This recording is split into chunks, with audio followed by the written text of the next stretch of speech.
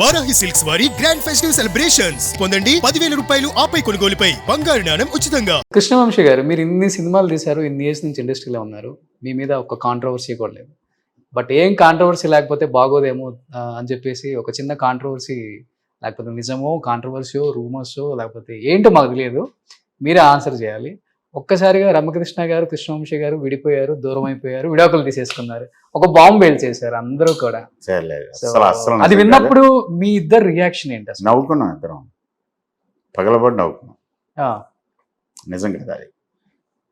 కాకపోతే దీనికి ఇప్పుడు ఎవరో కావాలని పుట్టించడం అది కూడా కాదు. ఇప్పుడు ఆవిడ చెన్నైలో ఉంటుంది, నేను హైదరాబాద్లో ఉంటున్నాను కాబట్టి లేదు సెపరేట్ అయిపోయారని అనుకుంటారు. కాదు, నాకు ఖాళీ ఉన్నప్పుడు నేను వెళ్తాను, ఆవిడ ఫ్రీ అయినప్పుడు అది నాకు తెలుసు. సో వాళ్ళు చెడు ఉద్దేశంతో కాదు. చాలా మంది ఆ రూమర్కి మెయిన్ కారణం నేను అనుకునేది, వాళ్ళు మా మీద ఉండే అభిమానంతో అయ్యో పాపమా అని వాళ్ళు విడిపోకూడదు అని అనుకుని అదేంటి పాపమా అన్న ఉద్దేశంతో వచ్చినాయి తప్ప వేరేదాన్ని నేను అనుకోవట్లా. మేబీ మీరు ఇద్దరు కలిసి కూడా ఏ ఫంక్షన్స్ కి వెళ్ళదు. జనరల్ గా నేను పెద్ద పబ్లిక్ పర్సన్ కాదు, ఆవిడే పెద్ద పబ్లిక్ పర్సన్ కాదు. ఆవిడ ఇంకే కొన్నిసార్లు తప్పదని కొన్నిట్లకి వెళ్తుగా నేను అసలు వెళ్ళను అక్కడికి. ఓకే. సో ఆటోమేటిక్గా ఆ క్వశ్చన్ రైజ్ అవ్వదు. ప్లస్ ప్రైవేట్గా ఫ్రెండ్స్ హౌసెస్ గెట్ టుగెదర్స్కి వాటికి మేము కలిసి వెళ్తాం. బట్ అక్కడ ఫోటోలు గిట్లు ఉంటావు కదా. ఓకే. మేము సోషల్ మీడియాలో పెట్టాం. That's our personal life. Okay. తనలో మీకు నచ్చిన ఒక మంచి క్వాలిటీ అంటే ఏమని చెప్తారు రమ్య గారిలో? Divine child, everything is very good. అట్టే చెప్పాలంటే she is divine child, blessed child. అంతే. పేరెంట్స్ చాలా బాగా చూసుకుంటారు. ఫ్యామిలీ మొత్తం ఫ్యామిలీ. నచ్చని క్వాలిటీస్ ఏమైనా ఉన్నాయి? ఏం లేవు. ఏముంటాయి? కోప్పడతారు కదా, అది మామూలుగా ఎవరికైనా మనం చేసిన పనులు బట్టి ఉంటుంది. మీరు భయపడతారు కదా రమ్య గారికి? అలాగేం కాదు, తను బాధపడకూడదు అనుకుంటాను. అంతేనా? భయపడుతుంది. సూపర్ హస్బెండ్ అబ్బా. చాలా మంది హస్బెండ్స్ అలాగే ఉంటారు. వైఫ్ని బాధ పెట్టడం ఇష్టపడతారని అనుకోవట్లేదు. బాధపడకూడదని అవసరం అయితే కొంచెం తగ్గుతారు చాలా మంది హస్బెండ్. ఓకే. నేను చాలా మంది తెలుసు. సో మీరు కూడా బయట అదే చెప్తారు అందరికి, మన హీరోస్ కి వర్క్ చేసిన వాళ్ళకి? లేదు, మేము పర్సనల్ విషయాలు మాట్లాడుకోను. ఎవరు పర్సనల్ విషయాలు నేను అడగను, నా ఎవరు అసలు ఎక్కడ బయటకు వెళ్ళరు కదా. వెళ్తాను కానీ పబ్లిక్ ఐలో ఉండేదానికే ఉండదు. పబ్స్కి వెళ్తా ఉంటాను, రెస్టారెంట్స్కి వెళ్తా ఉంటాను, ఫ్రెండ్స్ ఇళ్ళకి వెళ్తాను. మీరా? మీకు తెలీదు, అదే చెప్పకూడదు. అవునా? అది వెళ్ళి సైలెంట్ గా వెళ్ళి మన పని మనం కాసేపు కూర్చొని ఎంజాయ్ చేసి వచ్చేస్తుంటాం. ఓకే. అక్కడ ఉన్న వాళ్ళు కొంతమంది చూస్తారు. సో వాళ్ళు గుర్తుపెట్టిన వాళ్ళు ఎలా అంటారు, లేకపోతే మామూలు కొంతమంది ఏదైనా ఫోటోలు తీసుకోవాలంటే తీసుకుంటారు. కానీ నన్ను గురించి తెలిసిన వాళ్ళు అనుకుంటున్నాను నేను, బహుశా అర్థం చేసుకుని ఆ డీసెన్సీ కాపాడతారు, ఆ ప్రైవసీ. ఓకే. వాళ్ళు ఇమీడియట్గా దాన్ని చేసుకోరు. సో మురారి రీ రిలీజ్ కి థియేటర్లోనే చాలా మంది పెళ్లిళ్ళు చేసేస్తున్నారు. అది చాలా తప్పు, చాలా చాలా తప్పు. మ్యారేజ్ అనేది ఒక అద్భుతమైన పవిత్రమైన క్రతువు. అది పాపం తెలియని తన కొంత ఎంతూజియాజం మురారి క్రియేట్ చేసిన ఒక యుఫోరియా. అవును. అందువల్ల చేసేసారు. కానీ అది అసలు కరెక్ట్ కాదు. పెళ్ళి తనకు ఒక పద్ధతి ఉంది. ఆ క్రతువుకి ఒక first step, second step, third step, ఇక్కడ నుంచి ఇక్కడికి, ఇక్కడ నుంచి ఇక్కడికి అనేది అదొక బ్యూటిఫుల్ వ్యవస్థ. మనకి కొన్ని వేల సంవత్సరాల క్రితమే పెళ్ళి ఇద్దరు ఇండివిజువల్స్ మధ్య కాదు, రెండు ఫ్యామిలీస్ మధ్య, రెండు కల్చర్స్ మధ్య, రెండు డిఫరెంట్ ఎన్విరాన్మెంట్స్ మధ్య వీళ్ళందరూ కలిసి నెక్స్ట్ జనరేషన్ని క్రియేట్ చేయటం, ఓకే, ఫ్యూచర్ని క్రియేట్ చేయటం.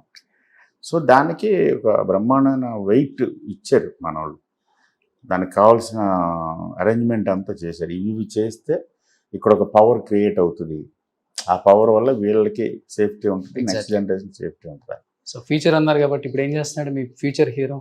లండన్లో చదువుతున్నాడు, మొన్నే జాయిన్ అయ్యాడు. బీబీఏనా? బిజినెస్ మేనేజ్మెంట్ చేస్తున్నాడు. సినిమాల మీద ప్రస్తుతానికి అయితే ఇంట్రెస్ట్ లేదు. ఓకే.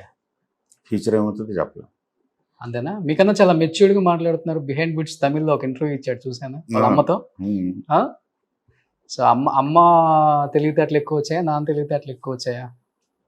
ఏమో అలాగే బేరీజ్ చేసుకోలేదు. సో ఇద్దరు ఫ్యాక్టర్స్ ఉంటాయి. ఓకే. సో కొడుకంటే ఎక్కువ తెలివితేటలు ఎక్కువ వస్తేనే మంచిది యాక్చువల్గా నాకంటే కూడా. రమ్య గారు ఈ స్టేట్మెంట్ మీరు పక్కనే వాట్సాప్లో పెడతాను. మీ కొడుకంటే ఎక్కువ ఇష్టం కదా, ఎందుకంటే ఇంట్లో స్టెప్స్ ఎక్కే దగ్గర నుంచి స్టెప్స్ ఎండ్ అయ్యే వరకు కంప్లీట్ గా ఆ ఫోటో గ్యాలరీతో నింపేశారు. వాడిని చూడటం ఇష్టం. ఉమ్. ఎవరు ఏ ఫాదర్కి ఉండదు. అంతే. సో అర్థం చేసుకుంటాడు అమ్మని నాన్నే బాగా. Very nice person, very well manners, చాలా బాగా వాల్యూస్ బాగా ఇన్స్టిల్ చేసింది రమ్య. రమ్య క్రెడిట్. ఎస్, నిజంగా అలా పెంచారా? బాగా పెంచారు. So super. Anyhow 18th re release కాబట్టి ఏం చెప్తారు? ఖడ్గం రమ్య టాపిక్ వచ్చింది కాబట్టి ఖడ్గం సినిమాలో సోనాలి బెంద్రేకి డబ్బింగ్ చెప్పింది రమ్య. అవునా? అంత స్వీట్ గా చెప్పారా రమ్యకృష్ణ గారు? తనే చెప్పింది. అవునా? తనతో రిక్వెస్ట్ చేసి చేయించారు, నువ్వు చెప్తే బాగుంటుంది. చాలా బాగా చెప్పి. ఇంత సాఫ్ట్ క్యారెక్టర్ కి ఎక్కడ వర్కౌట్ అయింది సార్ అక్కడ? చూడు, సినిమా చూసినప్పుడు అర్థం అవుతుంది. ఎక్కువ టేకులు తీసుకున్నారా? లేదు అసలు. అంత కలిపి నేను అనుకోవడం 1.5 hours ఫినిష్ చేసి ఒకసారి ఫుల్ గా చూసింది మొత్తం అంతా సాంగ్ తో కలిపి. టక టక టక చాలా ఫాస్ట్. గ్రేట్ యాక్టర్స్, అందులో అనుమానం లేదు. ఓకే. ఈవెన్ షూటింగ్ కూడా చాలా ఫాస్ట్. అంగమార్తంలో ఆవిడ కోసం 1 more టేక్ ఎప్పుడు చేయాలి. ఓకే. సింగిల్ టేక్స్ అన్ని, రిహార్సల్ కూడా ఉండదు. ఇచ్చిందంటే పక్క 100% షార్ట్ అవుతుంది.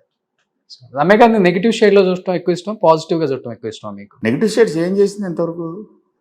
నరసింహ ఒకటి చేశారు. నరసింహ నెగిటివ్ షేడ్ కాదు, అదే పెయిన్ తోటి తన హార్ట్ బ్రేక్ అయ్యి సాడ్ స్టేట్. సాడ్ లో కొంతమంది ఏడుస్తారు, కొంతమంది కోప్పడతారు. ఓకే. తను కోప్పడింది అంతే. నైస్ షేడ్, చాలా బాగా క్యారెక్టర్ కన్సెప్షన్ సూపర్. రమ్య గారు కాల్తో అలా సౌందర్య గారిని ఇలా తీసేది ఉంటుంది, షార్ట్ చూసారు, థియేటర్ లో చూడాలి అది.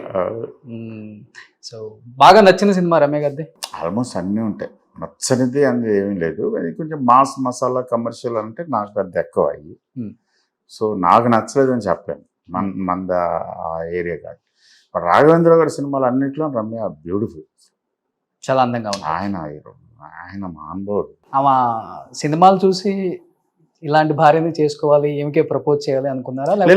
మ్యారేజ్ అనేది ఉద్దేశం లేదు, ఓన్లీ సరదాగా ఇద్దరం కలిపి ఒక ఫ్రెండ్లీగా తిరుగుతా ఉన్న టైంలో 5-6 years కోర్ట్షిప్ లాగా జరిగి, ఆ తర్వాత ఎప్పుడో ఫైన్ డే చాలా క్యాజువల్గా చేసేసుకుందాం అంత ఫిక్స్ అయిపోయింది. గురుగారికి చెప్పాం, గురుగారితో ఇప్పుడే మురారి సినిమాకి ఇంత స్టోరీ చెప్పారు, 2 families ఎమోషన్స్ అని, మీ ఇద్దరు అలా 6 years నుంచి 7 years నుంచి కలిసి తిరుగుతున్నాం కదా, సో మాకు తెలుసు ఇచ్చే ఎవరి ఆస్పెక్ట్. దాని తర్వాత అవన్నీ ఇన్ని చెప్పిన అవన్నీ చూసుకోకుండా ఎందుకు దిగుతాను. Super. Anyhow 18th re release అవుతుంది కాబట్టి first of all thank you sir. ఇంత ఇనిషియేట్ తీసుకొని మళ్ళీ మాకెంతో ఇష్టమైన సినిమాలని ఒకసారి థియేటర్స్ తీసుకొచ్చి ఇప్పుడున్న జనరేషన్కి కూడా కనెక్ట్ అవుతాయి ఇలాంటి సినిమాలన్నీ కూడా. ఇప్పుడు చూస్తూనే ఉన్నా రిలీజ్ సినిమాలు ఆల్మోస్ట్ అప్పుడు కన్నా ఎక్కువ బడ్జెట్ని కలెక్ట్ చేస్తుంది చెప్పాలంటే. అంటే పిల్లలకి, అంటే అప్పుడున్న పిల్లలకి ఎంత ఫ్యాషన్ ఈ సినిమాలు చూడాలి థియేటర్స్ లో అనేది. చెప్పారు కదా, టీవీలో చూస్తే ఆ కిక్ ఉండదు, ఈ సినిమాలన్నీ థియేటర్ లో చూస్తే నాకు కిక్ ఉంటుంది కాబట్టి. సో మంచి మంచి సినిమాలు మళ్ళీ మీరు మళ్ళీ డైరెక్ట్ చేయాలి మా కోసం. ఫ్యామిలీ సినిమాలు అంటేనే కృష్ణవంశీ అంటే ఫ్యామిలీ సినిమాలు, అలాంటి సినిమాలు చేయాలని మనస్ఫూర్తిగా కోరుకుంటున్నాను sir. Thank you so much. Suman టీవీలో మీ పర్సనల్ అండ్ బిజినెస్ ప్రమోషన్స్ కోసం కింది నెంబర్కి కాంటాక్ట్ చేయండి.